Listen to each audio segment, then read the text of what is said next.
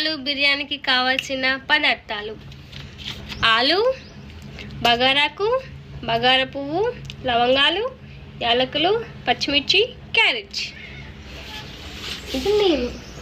ఇప్పుడు నేను వేస్తాను. ఏమద్దు, నేనే ఎత్తా. ఇక బగారకు కావాల్సిన అన్నీ రెడీ చేసుకున్నాం. ఇక గంజు, ఇది పొయ్యి అంటారు, ఇట్లా ఆన్ చేసి పెట్టాలి.